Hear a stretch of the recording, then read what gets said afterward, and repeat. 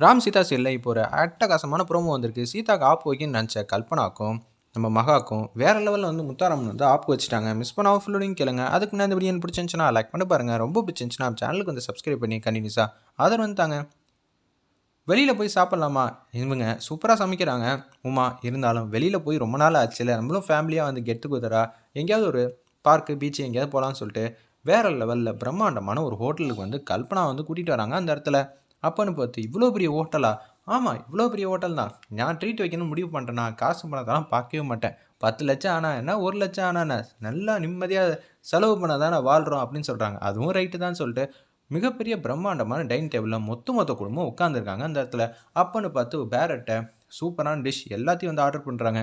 நான் ஏன் தெரியுமா இந்த மாதிரி சிக்னேச்சர் டிஷ்லாம் ஆர்டர் பண்ணுறேன், இங்கே நான் அடிக்கடி வருவேன், இது எல்லாத்தையும் டேஸ்ட் வந்து சாப்பிடுங்க, வேறு லெவலில் இருக்குங்கிற மாதிரி கல்பனா வந்து சொல்கிறாங்க அந்த இடத்துல.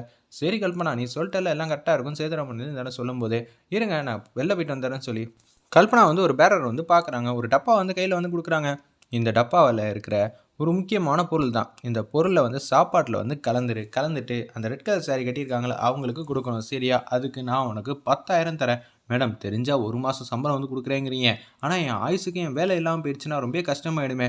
சரியா? 50,000 தரேன் 5 மாதம். இது வந்து யாருக்கும் எதுவும் தெரிய போகிறதில்ல. நீ வந்து சாப்பாடை வந்து கொடுத்த, அப்படியே பிரச்சனை ஆனால் கூட சமைச்சது யாருன்னு தானே பிடிப்பாங்க. சரி மேடம், 50,000 பணம் கொடுக்கணுன்னா அந்த பணத்தை வாங்கிட்டு அந்த சாப்பாட்டில் வந்து கலக்க ஆரம்பிச்சிட்டாங்க. முத்தாரம்மன் ஒரு சைடு வந்து இருக்காங்க. ஏன் பொண்ணை, ஏன் வாரிசை அழிக்கலான்னு பார்க்குறீங்களா? நான் இருக்கிற வரைக்கும் நடக்குமான்னு சொல்லி முத்தாரம்மன் கோயிலில் வந்து கிராண்டாக வந்து ஃபங்க்ஷன் ஏதோ நடக்குது. அந்த இடத்துல அம்மனுக்கு பூஜை பண்ணுற மாதிரி காட்டுறாங்க. முத்தாரம்மன் வந்து களத்தில் வந்து இறங்கிட்டாங்க. இது நம்ம கல்பனாக்கு தெரில. பேரர்கிட்ட வந்து கண்ணடிக்கிறாங்க. ஓகேவான்னு கேட்குறப்போ ஓகேன்னு சொல்லி எல்லாருக்கும் வந்து சூப்பரான டிஷ் எல்லாம் வச்சுக்கிட்டு இருக்காங்க அந்த இடத்துல.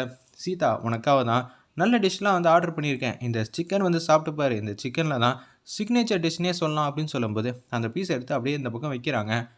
ஆல்ரெடி வந்து ஏகப்பட்ட சிக்கன் பீஸ்லாம் வச்சுருக்காங்க. ஆனால் சீதாக்குன்னு ஆர்டர் பண்ண கிண்ணத்தில் மட்டும்தான் அந்த இதை வந்து கலந்து வச்சுருக்காங்க. தங்கச்சிங்கெல்லாம் என்ன பண்ணிட்டாங்கன்னா அந்த பொருளை வந்து மாற்றி வச்சிடுறாங்க அந்த இடத்துல. சீதாவுக்கு எடுக்க வேண்டிய பொருளை வந்து கல்பனாக்கு வச்சிடுறாங்க. கல்பனா சாப்பிட வேண்டிய சிக்கன் பீஸை வந்து சீதா கிட்ட வச்சிரும்போது சீதா வந்து கியூட்டாலாக வந்து சாப்பிட்றாங்க. சீதா சாப்பிட்டுட்டா, இனிமேட் ஸ்வீட் எடு கொண்டாடுன்னு சொல்லி அவங்களுக்கும் சிக்கன் பீஸ் தான் பிடிக்கும் போல இருக்குது. அதனால சாப்பிட்றாங்க.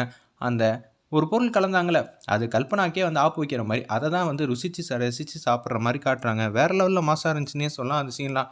அது சாப்பிட்டு முடிச்சோடனே கல்பனாக்கு வயிற்றெல்லாம் ஒரு மாதிரி பண்ண ஆரம்பிச்சிருது. வாயிலேருந்து ரெட் கலராக வருது. ஒன்றை வந்து ஹாஸ்பிட்டலுக்குலாம் கொடுக்கணும்னு போகிற மாதிரி காட்டுறாங்க அந்த இடத்துல. வேறு லெவலில் மாசாக இருந்துச்சுன்னே சொல்லலாம். இந்த விஷயத்தை வந்து யாருக்குமே தெரியாமல் அர்ச்சனா வந்து கல்பனாக்கு எதுவும் முக்கியமான வேலை வந்திருக்கு அப்படின்னு சொல்லி அமுச்சு வைக்கிற மாதிரி காட்டுறாங்க. ஒரு பக்கம் மகா வந்து கண்மையை வந்து தடை வச்சாங்களே, அந்த மந்திரவாதி கொடுத்த கண்மையை, அதை வந்து சீதா வந்து தடலாம்னு சொல்லி எடுத்துகிட்டு வரப்போ பெஞ்சில் வந்து வைக்கிறாங்க. பெஞ்சில் வைக்கும்போது ஸ்லிப்பாகி கீழே வந்துடுது. அர்ச்சனா வந்து அது காலால் மீச்சிக்கிட்டு இருக்காங்க. சீதா இங்கே தான் எங்கேயாவது இருக்கும், தேடிப்பார், அது சூப்பரான கண்மைங்க, அது கண்மையை மட்டும் வச்சோன்னா 24 மணி நேரத்துக்கும் பளிச்சுன்னு இருக்கும் அப்படின்னு சொல்கிறாங்க அந்த இடத்துல. நம்ம சீதா இங்கே தான் எங்கேயாவது இருக்கும், புள்ளத்தாச்சி பொம்பளையாக இருக்க, குனிஞ்செல்லாம் பார்க்கலாமா, இப்போதைக்கு 3 மாதம் ரெஸ்ட் எடுக்கணும்னு தானே சொன்னாங்க, வேறு கண்மையை எடுத்து வச்சுக்க, அதுவும் கரெக்டு தான், இங்கே தான் எங்கேயாவது இருக்கும், செல்வி எங்கேயாவது கூட்டி போயிருக்கும்போது நான் சொல்லி வைக்கிறேன்னு சொல்லி அர்ச்சனா வந்து அந்த இடத்துல பேச்சை வந்து ஆரம்பிக்கிறாங்க.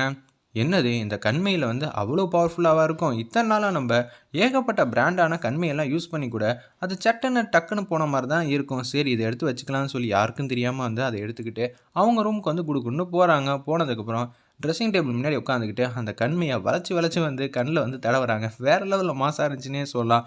அதை வச்சோன்னே வந்து மூஞ்சியை வந்து பிரைட்டான மாதிரி லைட் அடிக்க ஆரம்பிச்சிருது. என்னது மூஞ்சியில் வந்து லைட் அடிக்க ஆரம்பிச்சிருதுன்னு சொல்லி அந்த இடத்துல வந்து கேஷுவலாக வந்து உட்காந்துட்டு இருக்காங்க. போக போக போக அவங்க சுயநினைவே வந்து இழக்கிறாங்க. அப்படியே வந்து திங்கு திங்குன்னு குடிக்க ஆரம்பிச்சிட்டாங்க. டான்ஸ் ஆடுறாங்க. உத்தரவு எஜமானி அப்படின்னு சொல்லி சீதா முன்னாடி நிற்கிறாங்க. ஏன்னா ஆல்ரெடி செக்யூரிட்டிக்கு வந்து அந்த மைய தடவுனது மகா தான். அதனால் மகா சொல் பேச்சு எல்லாம் வந்து செக்யூரிட்டி வந்து கேட்பாங்க. அதே மாதிரி தான் இப்போ அந்த மையை கொடுத்தது யாது, சீதா கிட்டேருந்து தானே எடுத்தாங்க. அதனால் அர்ச்சனா வந்து சீதா சொல் பேச்சு எல்லாம் கேட்குற மாதிரி இந்த ப்ரோமோ வந்து அட்டகாசமாக முடிச்சிருந்தாங்க. இதெல்லாம் வந்து அர்ச்சனாவை பார்த்தாங்கன்னா மகாலட்சுமி இப்படியெல்லாம் பண்ணுறது என்ன நடக்க போகுதுன்னா அப்கமிங் எபிசோட் ட்விஸ்ட்டாக இருந்துச்சு. வேறு லெவலில் காமெடியாக இருக்கும் போது இனிமேட்டு முத்தாரம்மன் களத்தில் வந்து இறங்குனால கல்பனாக்கும் அர்ச்சனாக்கும் செம ஆப்பு வச்சுட்டாங்க. வெயிட் பண்ணி பார்ப்போம் என்ன மாதிரி காமெடி கொண்டு போகிறாங்கன்னு.